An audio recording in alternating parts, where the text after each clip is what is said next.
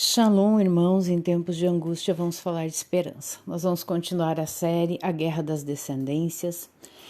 E nós vamos agora, irmãos, ainda, sobre Edom, sobre toda a sua descendência, mas nós precisamos falar, o que ocorreu no tempo dos Macabeus. Nós precisamos compreender algumas coisas.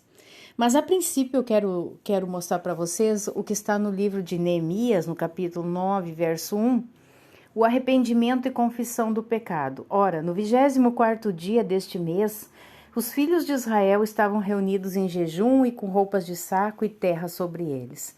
E a semente de Israel separou-se de todos os estrangeiros, puseram-se em pé e confessaram os seus pecados e as iniquidades de seus pais. E eles se puseram em pé no seu caminho e leram o livro da lei, a Torá de Yahweh, uma quarta parte do dia, e na outra quarta parte eles confessaram e adoraram a Yahweh. Então aqui houve esse restabelecimento do culto, o povo ali chorou, lamentou, se arrependeu, enfim. Mas nós vamos agora para o capítulo 13. No capítulo 13, diz assim: Neemias remove diversos abusos.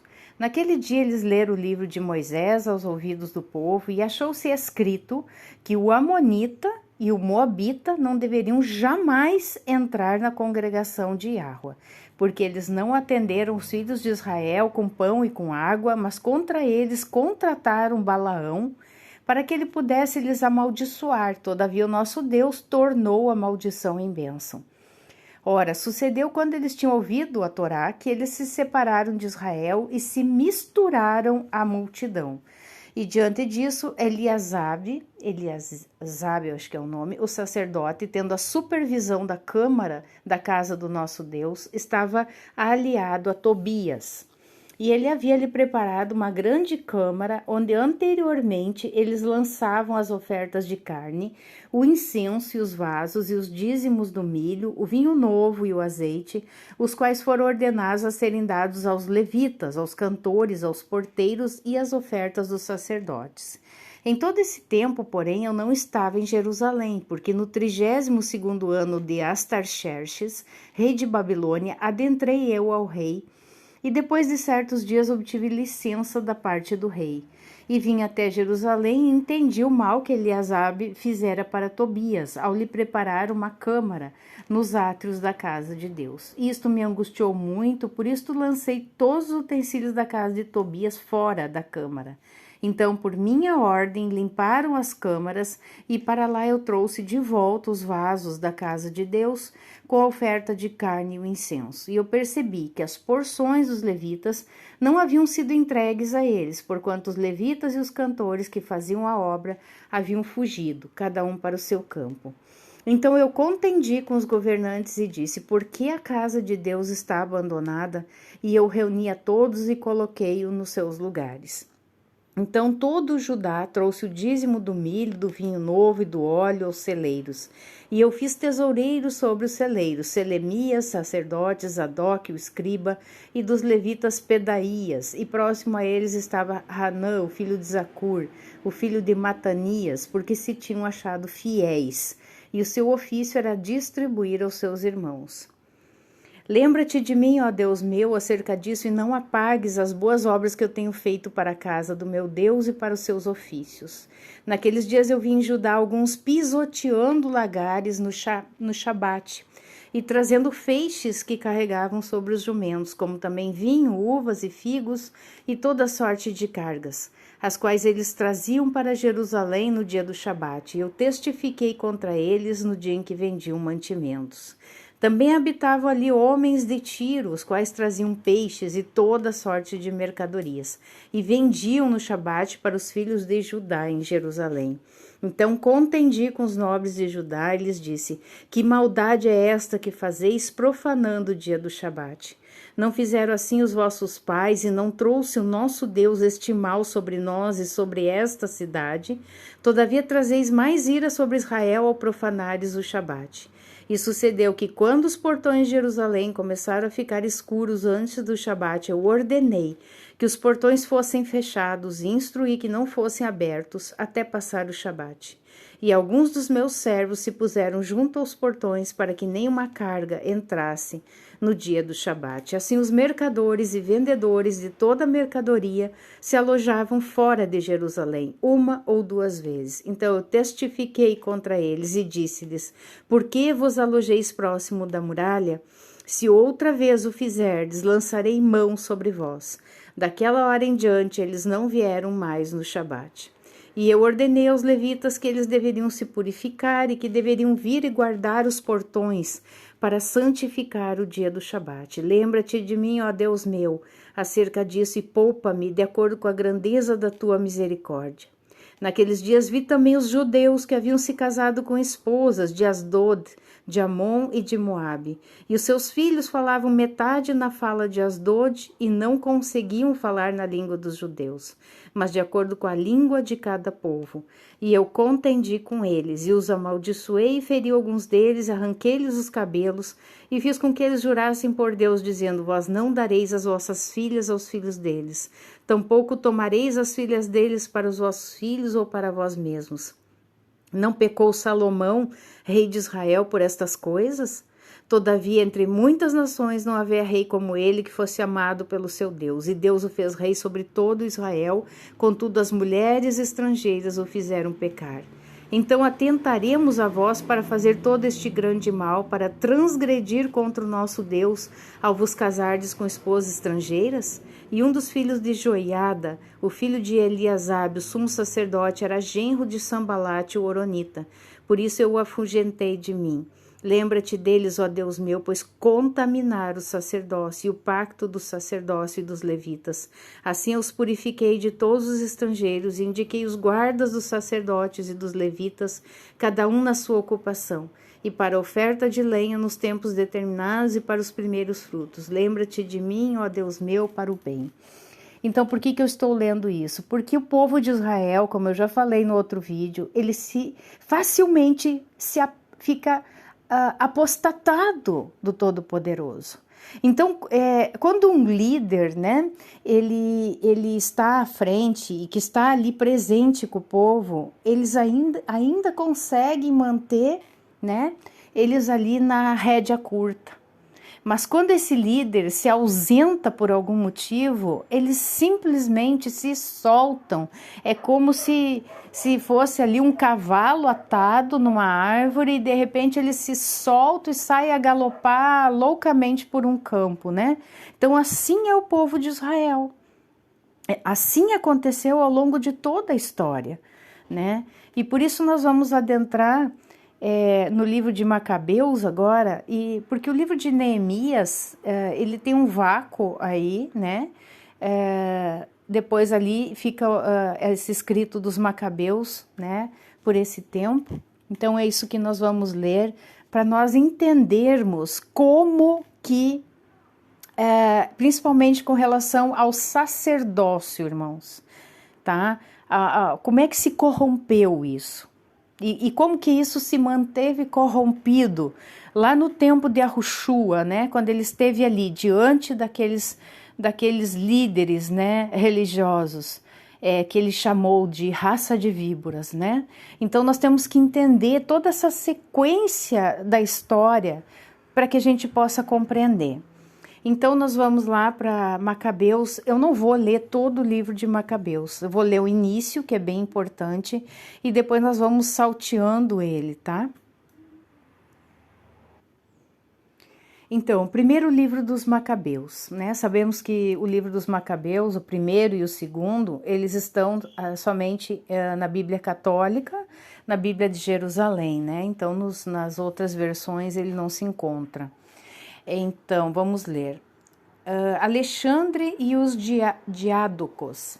Aconteceu que Alexandre, o macedônio, né, que é o Alexandre o Grande, filho de Filipe, que já era senhor da Hélade, tendo saído da terra de Cetim, venceu Dário, rei dos persas e dos medos, tornou-se rei em seu lugar, começando pela Hélade. Tá? Então aqui Alexandre, o Grande, né, o Magno, ele era uma espécie de anticristo, né? Foi sempre um homem perverso, um homem mau. Você pode pesquisar sobre isso, né? Então, empreendeu então numerosas guerras, apoderou-se de fortalezas e eliminou os reis da terra. Avançou até as extremidades do mundo, tomou os despojos de uma multidão de povos e a terra silenciou diante dele. Assim exaltado, seu coração se elevou e recrutou um exército sobremaneira poderoso, submetendo províncias, nações e soberanos que se tornaram seus tributários. Depois disso tudo, caiu doente e percebeu que ia morrer. Convocou então seus oficiais, os nobres que tinham com ele, convivido desde a mocidade, estando ainda em vida, repartiu entre eles o reino. Alexandre havia reinado por 12 anos quando morreu. Seus oficiais tomaram o poder, cada qual no lugar que lhes coube. Todos cingiram o diadema após sua morte, e depois dele seus filhos durante muitos anos, e multiplicaram os males sobre a terra, tá? Aqui nós vemos claramente a semente, né, maligna, a semente da serpente. Antíoco Epifanes e a penetração do helenismo em Israel. Deixa eu só ver o que diz aqui. Então, esse Antíoco é irmão mais novo de Seleuco IV e filho de Antíoco III. O epíteto real de Epifanes, que se manifesta com esplendor, denota a pretensão do rei de ser a manifestação terrestre de Zeus.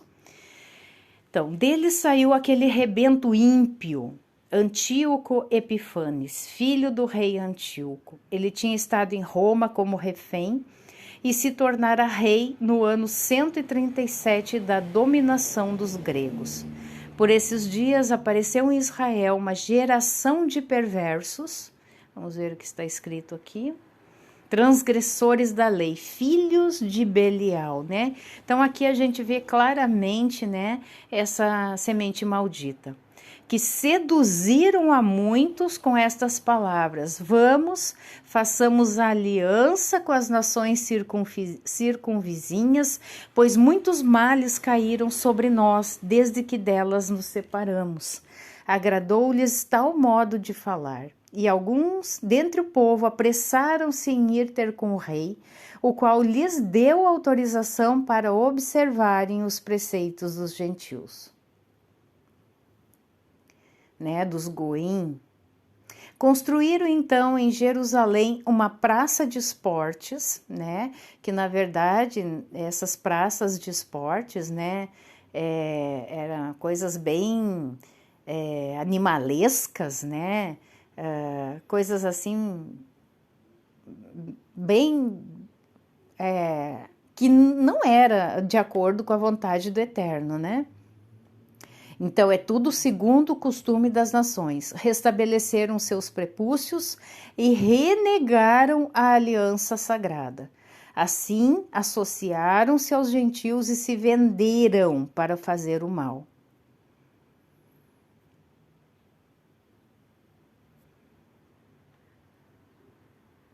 Vamos ver o que diz aqui. A religião, a lei e os costumes faziam dos judeus um grupo separado. Um corpo estranho no mundo oriental, unificado e helenizado depois da conquista de Alexandre, né? Então, Alexandre, ele helenizou o mundo inteiro, né? E ali, Jerusalém, Israel, seria como se fosse, sabemos que Israel, né? Essa terra de Israel ali, a Palestina, que era conhecida antigamente, né? Ela fica no centro do mundo e ali era o único lugar que ainda não estava helenizado, né?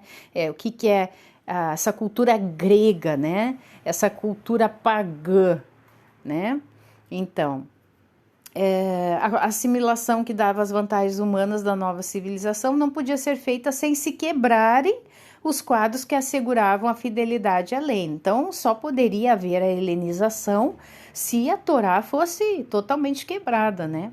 As inovações ainda não se identificavam às práticas idolátricas que o rei imporia 7 anos mais tarde, mas multiplicava as ocasiões de nelas se participar. Tal é o drama subjacente nos 2 livros dos Macabeus. Esse movimento dos judeus filo-helenistas não podia deixar de encontrar apoio junto a Antíoco Epifanes, entusiasta da cultura grega. Bom, aqui depois vai dizer que ele tomou o Egito, né? Ele toma o Egito. Bom, vamos aqui. Tendo assim vencido o Egito no ano 143 e empreendendo o caminho da volta, subiu contra Israel e contra Jerusalém com um exército numeroso. Entrando com arrogância no santuário, apoderou-se do altar de ouro, do candelabro com todos os seus acessórios, da mesa da proposição, das vasilhas para as libações, das taças, dos incensórios de ouro, do véu, das coroas, da decoração de ouro sobre a fachada do templo, tudo ele despojou. Tomou, além disso, a prata, o ouro, os utensílios preciosos e os tesouros secretos que conseguiu descobrir. Carregando tudo isso, partiu para o seu país, depois de ter derramado muito sangue e proferido palavras de extrema arrogância. É o orgulho de Antíoco Epífanes. Então, eu já falei aqui em outros vídeos que o orgulho é uma característica dos filhos de Satanás. Então, por quê? O pai de todos eles é o pai do orgulho, né? Ele é o orgulhoso dos orgulhosos, se a gente puder chamar assim. Então, os seus filhos, obviamente, têm esta marca do orgulho, né? Que se fazia igual a Zeus, tinha deixado atônitos os seus contemporâneos, fazendo troça com seu título divino, eles o chamavam de Epimanés, louco. Por isso levantou-se grande lamentação sobre Israel em todas as localidades do país. Chefes e anciãos gemeram, moças e moços perderam seu vigor, murchou a beleza das mulheres, todo recém-casado entoou uma elégia, ficou de luto a esposa em sua câmara nupcial. A terra estremeceu por causa de seus habitantes e toda a casa de Jacó se cobriu de vergonha.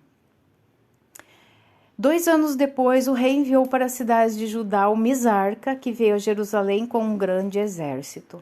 Dirigindo-se aos habitantes com palavras enganosas de paz, né?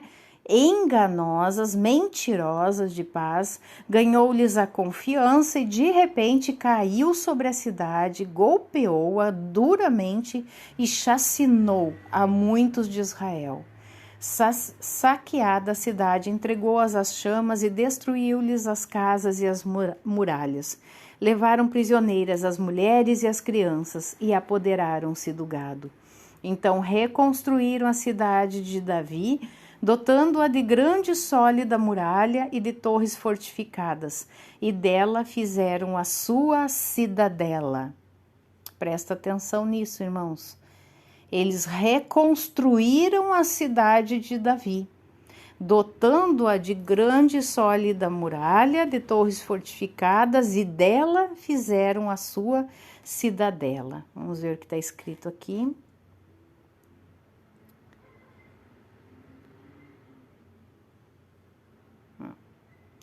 Povoaram-na de gente ímpia, homens perversos, e nela se fortificaram. Abasteceram-na de armas e víveres e nela depositaram os despojos tomados em Jerusalém, tornando-se assim uma armadilha enorme para nós. Aquilo era uma emboscada para o lugar santo, um adversário maléfico para Israel constantemente. Derramaram sangue inocente em redor do santuário e ao santuário profanaram. Por sua causa fugiram os habitantes de Jerusalém e ela transformou-se em habitação de estrangeiros. Jerusalém tornou-se estranha à sua progenie e seus próprios filhos o que está escrito aqui? A abandonaram. Seu santuário ficou desolado como um deserto, suas festas converteram-se em luto, seus shabatot, seus sábados em injúria, sua honra em vilupêndio. A sua glória igualou-se à ignomínia e sua exaltação mudou-se em pranto. O rei prescreveu em seguida a todo o seu reino que todos formassem um só povo, renunciando cada qual aos seus costumes particulares, e todos os gentios conformaram-se ao decreto do rei. Também muitos de Israel comprazeram-se no culto dele, sacrificando aos ídolos e profanando o Shabat. Então, muitos fugiram, né? Muitos dos israelitas ali fugiram, muitos foram mortos, mas muitos ficaram em acordo, fizeram aliança com esses ímpios, tá? Além disso, o rei enviou por emissários a Jerusalém e às cidades de Judá ordens escritas para que todos adotassem os costumes estranhos a seu país e impedissem os holocaustos, o sacrifício e as libações no santuário, profanassem Shabatot, né, os Shabat e festas, contaminassem o santuário e tudo que é santo, construíssem altares, recintos e oratórios para os ídolos e imolassem porcos e animais impuros, que deixassem também incircuncisos seus filhos e se tornassem abomináveis por toda sorte de impurezas e profanações, de tal modo que se olvidassem assim da lei e subvertessem todas as observâncias, quanto a quem não agisse conforme a ordem do rei, esse incorreria em pena de morte. Nesses termos, ele escreveu a todo o reino, nomeou inspetores para todo o povo e ordenou às cidades de Judá que oferecessem sacrifícios, cada uma por sua vez. Muitos dentre o povo aderiram a eles, mais uma vez, né? Todos os que eram desertores da lei, da Torá, e praticaram mal no país, reduzindo Israel a ter de se ocultar onde quer que encontrasse refúgio. O verdadeiro Israel, né? No 15º dia do mês de Casleu, no ano 145, o rei fez construir sobre o altar dos holocaustos a abominação da desolação, que era um altar de Baal Xamã, ou Zeus olímpico, erigido sobre o grande altar dos holocaustos. Também nas outras cidades de Judá erigiram-se altares, e às portas das casas e nas praças queimava-se incenso. Quanto aos livros da lei, né, o livro da aliança, a Torá, os que lhes caíam nas mãos eram rasgados e lançados ao fogo. Onde quer que se encontrasse em casa de alguém um livro da aliança, ou se alguém se conformasse à Torá, o decreto real o condenava à morte. Na sua prepotência, assim procediam contra Israel, com todos aqueles que fossem descobertos, mês por mês, nas cidades. No dia 25 de cada mês, ofereciam-se sacrifícios no altar, levantado sobre o altar dos holocaustos. Quanto às mulheres que haviam feito circuncidar seus filhos, eles, cumprindo o decreto, as executavam, com os mesmos filhinhos pendurados aos seus pescoços e ainda com seus familiares e com aqueles que haviam operado a circuncisão.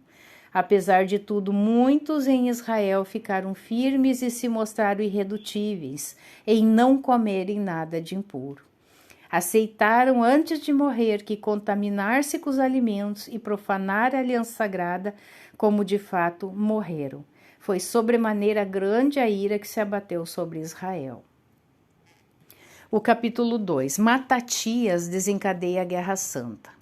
Matatias e seus filhos.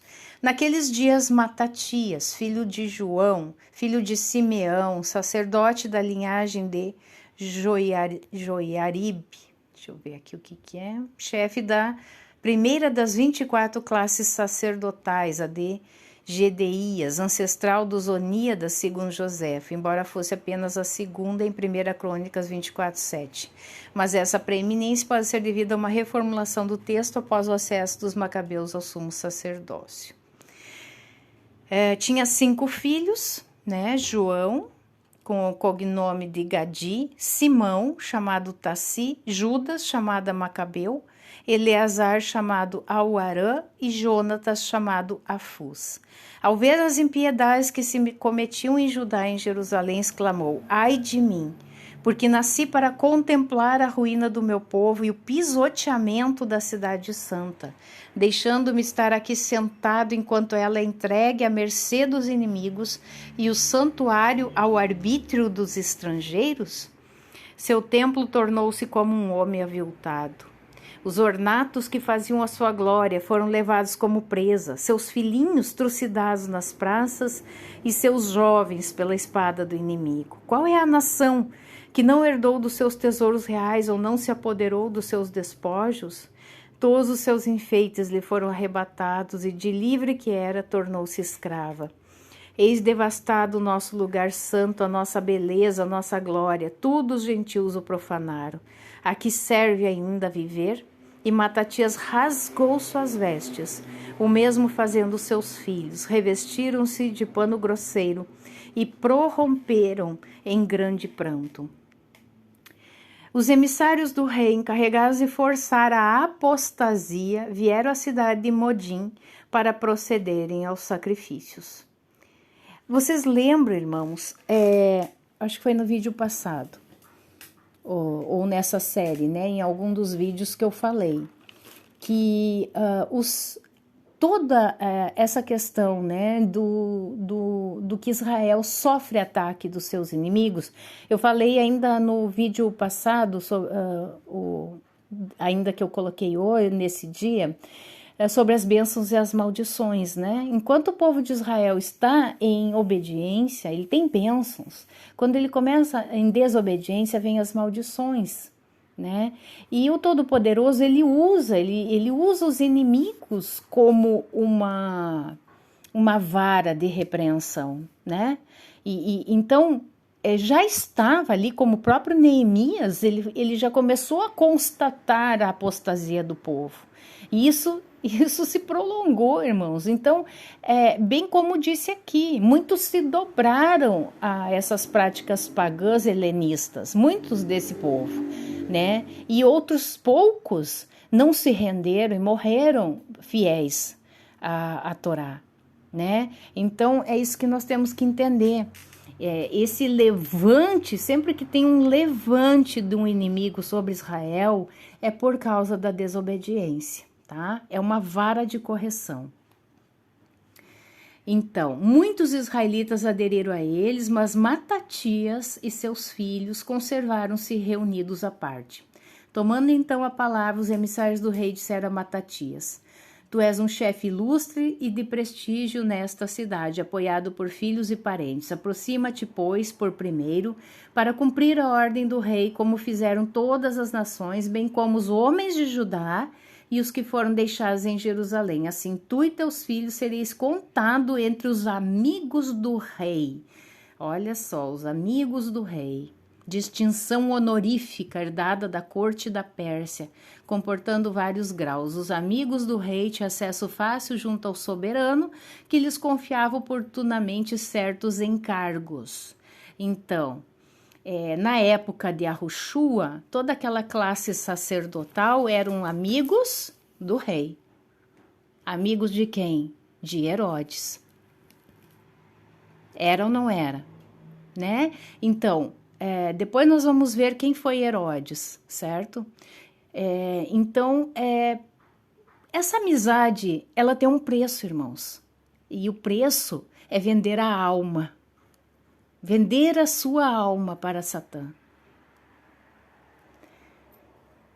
A essas palavras retrucou Matatias em alta voz: ainda que todas as nações que se encontram na esfera do domínio do rei lhe obedeçam, abandonando cada uma o culto dos seus antepassados e conformando-se às ordens reais, eu e meus filhos, meus irmãos, continuaremos a seguir a aliança dos nossos pais.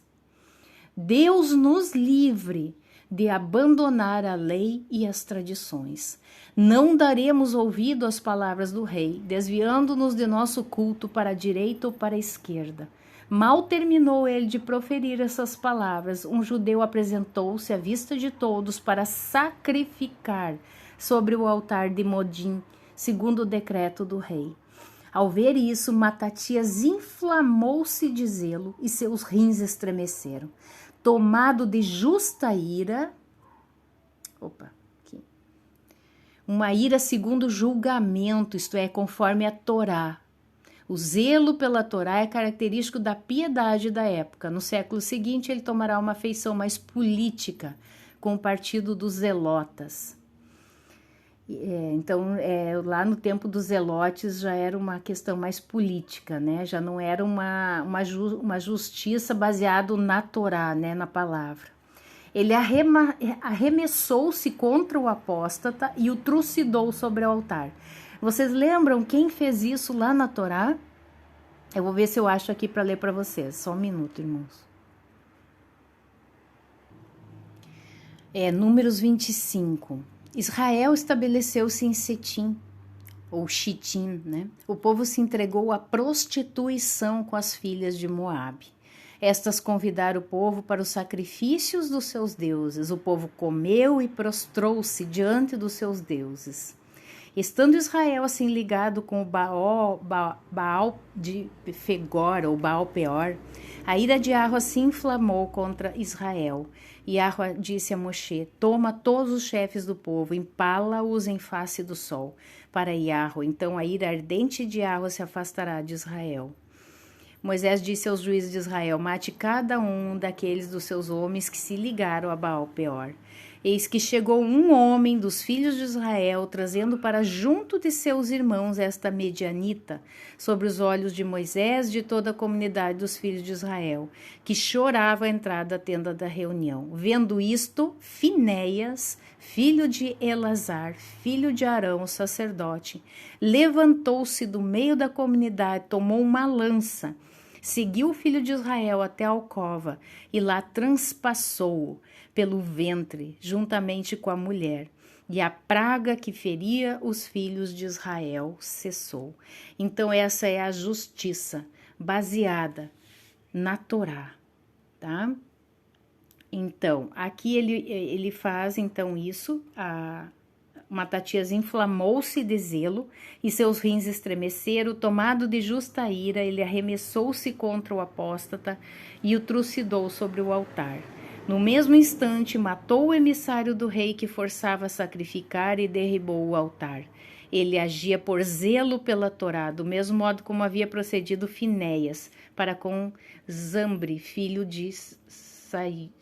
Esses nomes aqui não estão corretos não, tá? Saiu. Mas não veio ao caso, né? Foi Finéias, né?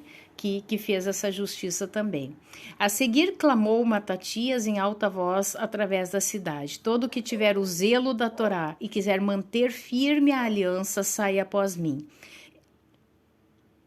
Então fugiu ele e seus filhos para as montanhas, deixando tudo o que possuía na cidade.